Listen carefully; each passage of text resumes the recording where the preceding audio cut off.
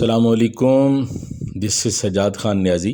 I am a civil associate engineer having 24 year working experience in construction field. آج کا ہمارا موضوع ہے کانٹریکٹر حضرات کے لیے کہ کانٹریکٹر حضرات کو کیسے ریٹ کوٹ کرنا چاہیے اور کلائنٹ کے ساتھ کیسے ایگریمنٹ کرنا چاہیے اور ڈیل کیسے بنانی چاہیے، اور جب کانٹریکٹ کے لیے کوٹیشن دے دی جائے تو اس کے بعد کلائنٹ کے ساتھ جو کورسپونڈنگ ہے وہ کیسے ہونی چاہیے، اس موضوع پہ ہوگا. سب سے پہلے جب بھی آپ ریٹ کوٹ کریں، کسی بھی کلائنٹ کا کام ہو، چاہے وہ آپ کے قریبی رشتہ دار ہوں، آپ کے دوست ہوں، یا کوئی ان نون پرسن ہو جو پہلی دفعہ آپ سے رابطہ کر رہا ہو، تو ہر ایک بندے سے آپ نے ایک ہی سوال کرنا ہے کہ مجھے ڈیٹیل ڈرائنگز چاہیے، آرکیٹیکچرل، اسٹرکچرل، پلمبنگ اور الیکٹرک کی بھی ڈرائنگز چاہیے. جب آپ کے پاس ڈیٹیل ڈرائنگز آ جائیں گی تو آپ نے کیا کام کرنا ہے کہ آپ نے اس میں تمام جو تفصیل ہے میٹیریل کی، اس کی کیلکولیشن کرنی ہے. یعنی سٹیل کی کیلکولیشن کر لینی ہے، کرش اور ریت کی. بے شک رف کاسٹ ایسٹیمیشن کریں، ضروری نہیں کہ سٹیل کے لیے آپ بار بینڈنگ شیڈول بنائیں اور پھر ایک ایک چیز کو الگ الگ سیگریگیٹ کر کے لکھیں، ایسی بات نہیں ہے. بس آپ ایک رف کاسٹ ایسٹیمیٹ بنا لیں کہ آپ کا اس بلڈنگ پہ خرچہ کتنا ہے. فرض کریں کہ ایک پروجیکٹ ہے جس پہ آپ کی کاسٹ آ رہی ہے 2 کروڑ روپے، تو اب آپ اس پہ اپنا کانٹریکٹر پروفٹ رکھیں گے جو 8 سے 10% ہونا چاہیے. 2% آپ کو اوور ہیڈز ایڈ کرنے ہیں، اور انفلیشن مارجن اگر نہ بھی ایڈ کریں، اگر آپ کانفیڈنٹ ہیں کہ اگلے 6 ماہ تک ریٹس بڑھنے کی کوئی امید نہیں ہے تو پھر آپ کے لیے اتنا ہی کافی ہے. کیونکہ اس میں جو آپ 12% یا 10% کریں گے، اس میں زیادہ سے زیادہ جو آپ کو بچے گا وہ 7 سے 8% ہی بچے گا بس.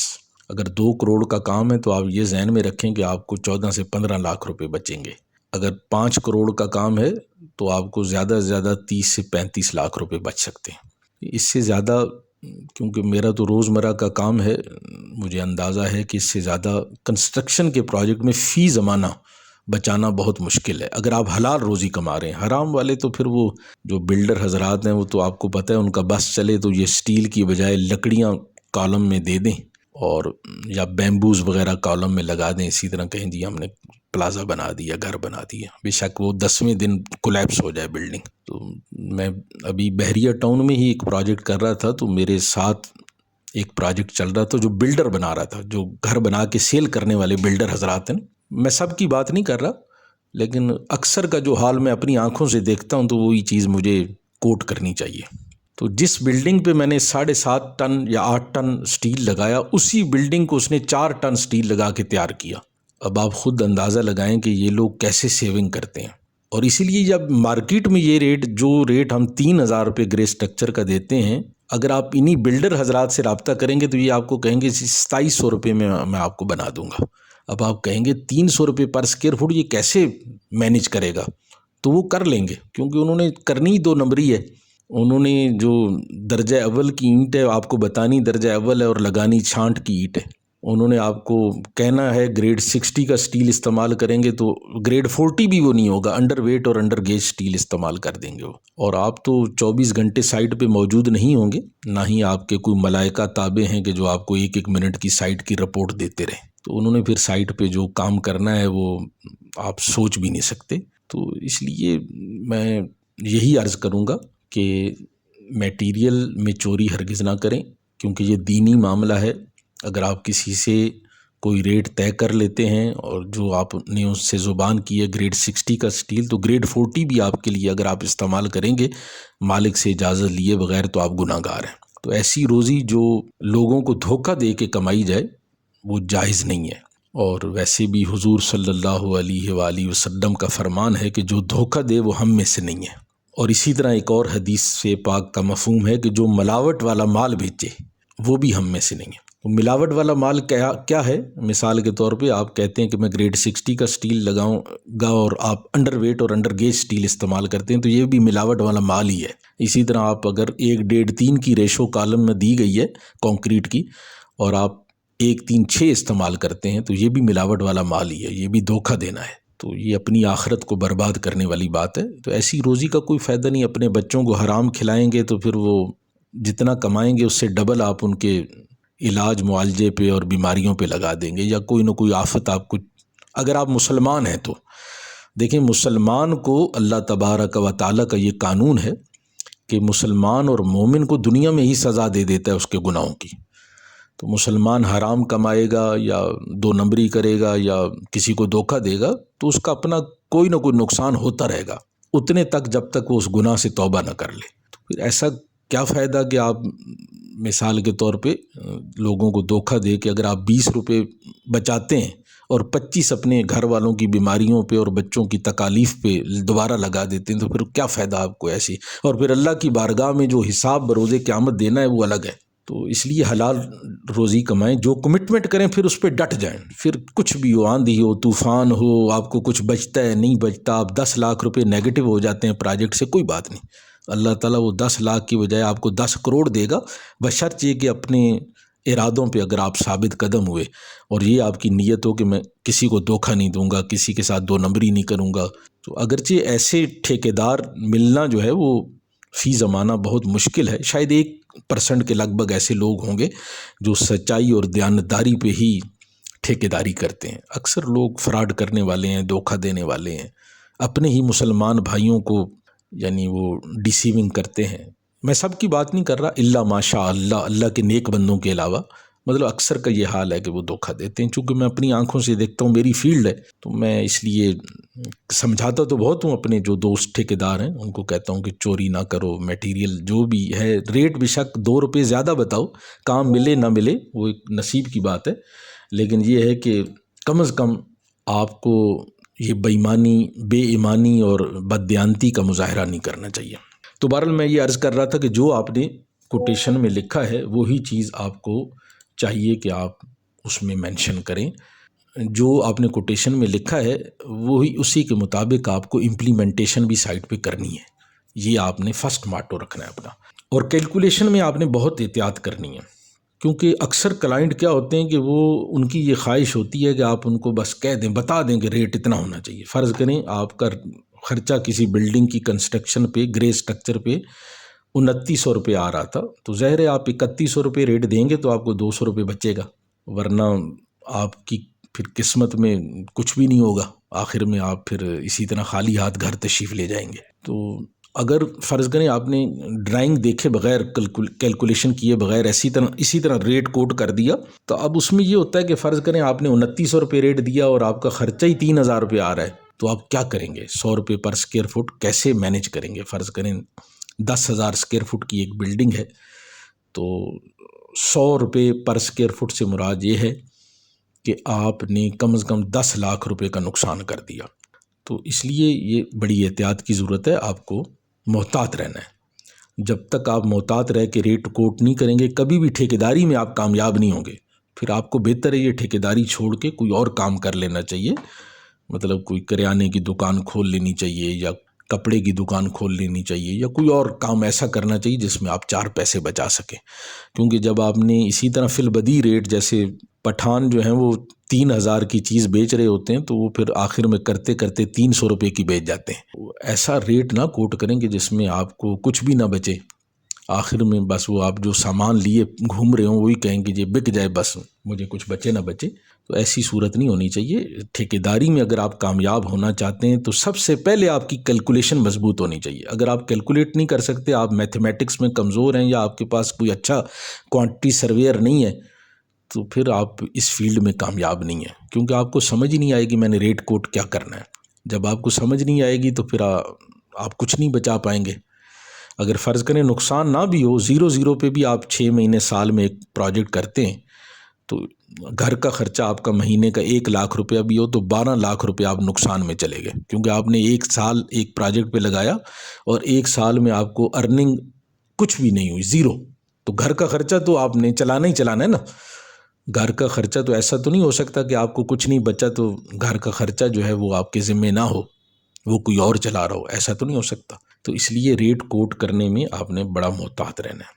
اس کے بعد دوسری جو صورتحال ہے وہ بھی سمجھ لیں.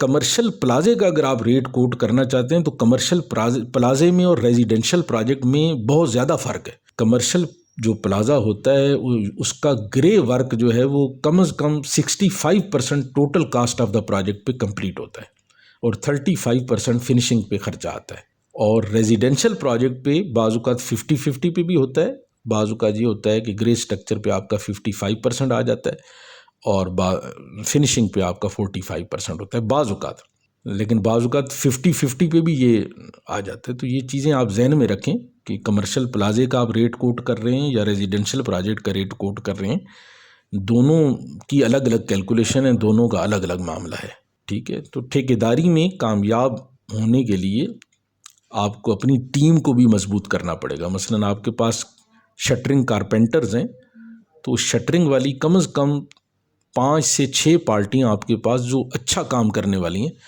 ان کی لسٹ ہونی چاہیے، کیونکہ یہ لوگ بلیک میلرز ہوتے ہیں۔ بلیک میلر سے مراد یہ ہے کہ مثال کے طور پہ آپ کو کہیں گے بھائی جان 1 لاکھ روپے ایڈوانس دے دیجیے گا۔ جب آپ 1 لاکھ روپے ایڈوانس دے دیں گے تو پھر احتراماً یہ کم از کم 40 دن کے لیے تبلیغ پہ نکل جائیں گے اپنے گناہ معاف کرنے کے لیے۔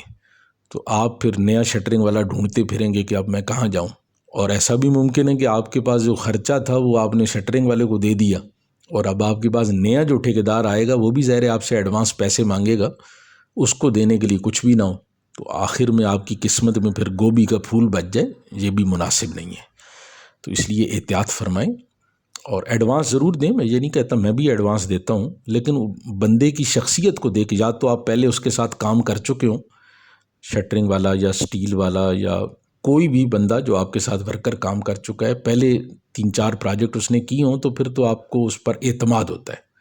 لیکن اگر نیا بندہ آپ آزما رہے ہیں تو پھر آپ اسے کہیں پہلے تھوڑا سا کام کریں پھر میں آپ کو پیسے دیتا ہوں، کیونکہ پہلے دن ہی آپ ایڈوانس دے دیں گے تو پھر وہ واقعی احتراماً تبلیغ پہ نکل جائیں گے۔ اگر تبلیغ پہ نہ بھی نکلیں تو کسی ایسی جگہ پہ روپوش ہو جائیں گے کہ پھر آپ کو ان کو ڈھونڈنے کے لیے کم از کم 10 لگاتار روزوں کی منت ماننی پڑے گی، ٹھیک ہے۔ تو اس لیے احتیاط فرمائیں، اور یہ شٹرنگ والے، سٹیل والے، یہ تمام پارٹیوں کے کم از کم 5-5 6-6 پارٹیوں کے نمبر آپ کے پاس ہونے چاہیے اگر آپ ٹھیکیدار ہیں۔ تو اگر آپ کے پاس پرماننٹ ٹیم نہیں ہے، فرض کریں بعض لوگ ایسے بھی ہوتے ہیں کانٹریکٹر جو دہاڑیوں پہ بھی کام کرواتے ہیں، یعنی منتھلی سٹیل فکسر کی منتھلی تنخواہ فرض کریں 60,000 روپیز ہے، مستری کی 65,000 روپے ہے، میں مثال دے رہا ہوں، تو ایسے بھی ہوتے ہیں۔ لیکن اکثر جو کانٹریکٹر ہیں وہ پروجیکٹ کے حساب سے ٹیم کو ہائر کرتے ہیں اور پروجیکٹ کے حساب سے ان کے ساتھ لین دین کے معاملات کرتے ہیں۔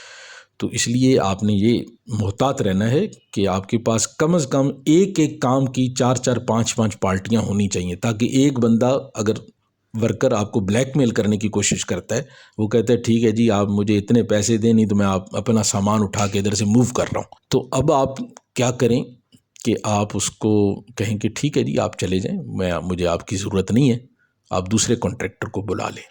تو لیکن یہ کہ لیبر کی نفسیات کو سمجھنا یہ بڑا مشکل معاملہ ہے۔ اس ٹھیکیداری کرنا جو ہے یہ آپ سمجھ لیں کہ ہم لوگ جب جاب میں تھے تو 200 300 لوگ ہمارے انڈر کام کرتے تھے، تو ہم کمانڈر تھے، ان کو کمانڈ کرتے تھے، ہم کہتے تھے یہ کام ہمیں ابھی چاہیے، 24 گھنٹے کے اندر اندر یہ کانکریٹ ہونی چاہیے، تو وہ ہماری انسٹرکشنز کو فالو بھی کرتے تھے، ظاہر ہے انہوں نے کمپنی سے تنخواہ لینی ہوتی تھی۔ تو لیکن کانٹریکٹرشپ میں کچھ اور معاملہ ہے۔ کانٹریکٹرشپ میں آپ کو بعض اوقات سختی دکھانی پڑتی ہے، بعض اوقات ریکویسٹ کرنی پڑتی ہے لیبر کے ساتھ۔ اگر آپ تھوڑا سا رویہ زیادہ ٹائٹ کریں گے تو لیبر بھاگ جائے گی، تھوڑا سا نرم رویہ کریں گے تو وہ پھر آپ کو کہیں گے کہ ٹھیک ہے جی شام کو کھانا اکٹھے ہی کھاتے ہیں، لیبر والے آپ کو کہیں گے۔ تو آپ نے احتیاط کرنی ہے، ان کے ساتھ ایک میانہ روی کا سلوک کرنا ہے۔ تو جب تک آپ ان کے ساتھ میانہ روی کا سلوک نہیں کریں گے، آپ ان کو نہ ہی زیادہ اپنے سر پہ چڑھائیں گے، نہ ہی زیادہ قریب کریں گے، نہ زیادہ دور کریں گے، تو آپ کامیاب کانٹریکٹر نہیں ہیں۔ تو اس کے علاوہ آپ نے احتیاط کیا کرنی ہے کہ جب بھی آپ مالک کو کوٹیشن دیتے ہیں، کوٹیشن دینے کے بعد جب تک وہ کوٹیشن اپروو نہیں ہو جاتی، آپ نے بار بار کسی بھی کلائنٹ سے رابطہ نہیں کرنا۔ ایک دفعہ یا 2 دفعہ آپ ان کو ریمائنڈر دے دیں کہ بھائی جان میں نے کوٹیشن آپ کو سبمٹ کی تھی، میری کوٹیشن اپروو ہوئی ہے یا نہیں ہوئی، یا آپ کا ارادہ کیا ہے، بس ایک آدھ دفعہ آپ اس کو ٹچ کر لیں۔ اگر وہ آپ کے میسیج سن کے آپ کے میسیج کا جواب نہیں دیتا تو آپ بالکل اس سے دوبارہ رابطہ نہ کریں۔ اس کی وجہ یہ کہ جب بار بار آپ اس سے رابطہ کریں گے نا تو آپ کلائنٹ کی نظروں سے گر جائیں گے، وہ کہیں گے یہ بہت ہی کوئی 3rd کلاس قسم کا کانٹریکٹر ہے اور اس کے پاس کوئی کام ہے ہی نہیں، اس لیے بار بار یہ مجھ سے رابطہ کر رہے ہیں۔ بالکل رابطہ کرنے کی ضرورت نہیں ہے. کام ملتا ہے ملے، نہیں ملتا نہ ملے، کوئی مسئلہ نہیں. آپ بس ایک آدھ دفعہ اس کو ٹچ کر لیں. اگر کوئی کلائنٹ آپ کو ریسپانس دیتا ہے تو ٹھیک ہے، نہیں دیتا تو بس آپ ڈٹ جائیں اپنے اس پہ. تو جب وہ کلائنٹ جو آپ کو کام نہیں دے گا، کسی اور طرف جائے گا، تو اس کے اپنے نصیب کی بات ہے. ایسا ممکن ہے کہ آپ سے اچھا کانٹریکٹر اسے مل جائے، اور ایسا بھی ممکن ہے کہ اس کو پھر ایسا کانٹریکٹر ملے کہ جو ساری زندگی اس کو پریشان کیے رکھیں. تو یہ اس کے نصیب کی بات ہے. بہرحال آپ کا کام ہے اس کو یعنی زیادہ اوور ریٹ کوٹ نہیں کرنے. آپ نے جو ریٹ مارکیٹ کے ہیں اتنی ہی ریٹ کی کوٹیشن بنا کے ان کو سینڈ کر دیں، آگے نصیب پہ فیصلہ چھوڑ دیں. تو کنٹریکٹرشپ میں بہت محتاط رہنے کی ضرورت ہے. اور باقی یہ ہے کہ جو ریشو آف پرسنٹیج ہے وہ پہلے ہی کوٹیشن میں مینشن کر دیں. مثال کے طور پہ آپ اس کو بتا دیں کہ رافٹ کانکریٹ پورنگ پہ اتنے لوں گا، فاؤنڈیشنز پہ اتنے لوں گا، پلنتھ بیم پہ اتنے لوں گا، اور پہلی چھت پہ اتنے، دوسری پہ اتنے، ٹائلز پہ اتنے، الیکٹرک اور پلمبنگ کی ایسیسریز اور فٹنگ پہ اتنے لوں گا. یہ ساری چیزیں آپ نے پہلے ہی کوٹیشن کے اندر ہی طے کر لینی ہے. جب وہ آپ کا ایگریمنٹ ہوگا تو تمام چیزیں جو ہیں وہ پہلے سے پری ڈیسائیڈڈ ہونی چاہیے، تاکہ کلائنٹ کو بھی پیمنٹ کرتے ہوئے کوئی مسئلہ نہ ہو اور آپ کو بھی ایگزیکیوشن کرنے میں کوئی مسائل نہ ہو. کیونکہ اگر آپ پیمنٹ کے معاملے میں پریشان ہوں گے تو آپ لیبر کو وقت پہ پیمنٹ نہیں کر سکیں گے. لیبر کو وقت پہ پیمنٹ نہیں کر سکیں گے تو پھر آپ کنسٹرکشن سکیجول کے مطابق کبھی بھی اپنے پروجیکٹ کو پایہ تکمیل تک نہیں پہنچا سکیں گے. اور ایک پروجیکٹ اگر 2 ماہ بھی لیٹ ہو جاتا ہے تو 2 ماہ کے آپ اوور ہیڈز اپنے کیلکولیٹ کریں تو وہ اوور ہیڈز آپ کی بچت ہوتی ہے. فرض کریں اگر آپ نے ایک پروجیکٹ 8 مہینے میں ختم کرنا تھا تو 8 مہینے کے بعد جب آپ اس کو 2 ماہ کے بعد کریں گے تو وہ 2 ماہ کے بعد یعنی 2 ماہ کے اوور ہیڈز آپ کے ذمے آ جائیں گے. 2 ماہ آنے جانے کا کرایہ، جو آپ کا سائٹ انجینئر ہے اس کی تنخواہ، جو واچ مین آپ نے رکھا ہوا ہے اس کی تنخواہ. تو یہ ساری چیزیں جب آپ کیلکولیٹ کریں گے تو یہ آپ اپنی بچت میں سے ہی پیسے مائنس کر رہے ہوتے ہیں. تو کنٹریکٹر کو کیسا ہونا چاہیے اس سلسلے میں میں نے آپ کو آج کافی انفارمیشن دی ہے. اس کے علاوہ آپ کو کوالٹی آف ورک پہ کافی توجہ رکھنی ہے. جب آپ کو کام مل جاتا ہے تو اپنے کام کو صحیح طریقے سے پایہ تکمیل تک پہنچائیں اور نیک نیتی سے کام کریں، ایمانداری سے کام کریں، میٹیریل میں چوری نہ کریں. جو ڈرائنگ میں لکھا ہوا ہے جتنا سٹیل لکھا ہوا ہے اتنا ہی ڈالیں، اس میں کمی بیشی نہ کریں. اور کوالٹی آف ورک جو ہے وہ فرسٹ پریارٹی پہ آپ کوالٹی آف ورک کا خیال رکھیں. باقی فیصلہ اللہ پہ چھوڑ دیں. اور جو موڈ آف پیمنٹ ہے اگر اس سے کلائنٹ آپ کو تنگ کرتا ہے، بار بار تنگ کرتا ہے، تو بہتر یہ ہے کہ آپ اس کا کام سٹاپ کر دیں. جب آپ اس کا کام سٹاپ کریں گے تو پھر وہ یا تو آپ کو پیمنٹ کر دے گا یا پھر آپ کا کانٹریکٹ ختم ہو جائے گا. دونوں صورتوں میں آپ کا فائدہ ہے. اس کی وجہ یہ ہے کہ جو پہلی دفعہ سے ہی لے کر پروجیکٹ کے درمیان تک آپ کو پریشان کیے رکھے گا وہ آخر میں بھی آپ کو پریشان ہی کرے گا. کیونکہ وہ پھر ایسا کلائنٹ بہت تنگ کرتے ہیں آخر میں. وہ پھر ایسا ہوتا ہے کہ 10% جو ریٹینشن منی ہوتی ہے یا 5% وہ آپ کو آخر میں دیتے ہی نہیں ہیں. خواہ آپ کو گھماتے رہتے ہیں، پریشان کرتے رہتے ہیں. تو اس لیے آپ نے اس معاملے میں بہت محتاط رہنا ہے. کنسٹرکشن سے متعلق مزید معلوماتی ویڈیوز کو دیکھنے کے لیے ہمارے پیج کو لائک کریں، ہمارے چینل کو سبسکرائب کریں اور بیل آئیکن کو بھی پریس کر دیں تاکہ نئی آنے والی ویڈیوز کو آپ دیکھ سکیں اور کنسٹرکشن اور سول انجینئرنگ سے متعلق معلومات حاصل کر سکیں. راولپنڈی اور اسلام آباد میں بلڈنگ کنسٹرکشن کے لیے ہماری کنسٹرکشن ٹیم سے رابطہ فرمائیں. ہمارا مقصد مناسب ریٹس پر کوالٹی کنسٹرکشن پرووائڈ کرنا ہے. تمام کام انجینئرز کی زیر نگرانی سر انجام پاتے ہیں. آپ بھی اگر اپنا گھر یا پلازا یا کوئی بھی کمرشل یا ریزیڈنشل بلڈنگ انجینئر کے زیر نگرانی ایگزیکیوٹ کرنا چاہتے ہیں اور وہ بھی کوالٹی کنسٹرکشن کے ساتھ ایگزیکیوٹ کرنا چاہتے ہیں تو ہماری کنسٹرکشن ٹیم سے رابطہ فرمائیں یا کسی بھی وقت ہمارے آفس تشریف لائیں. ملتے ہیں نیکسٹ ویڈیو میں. تب تک کے لیے خدا حافظ. السلام علیکم.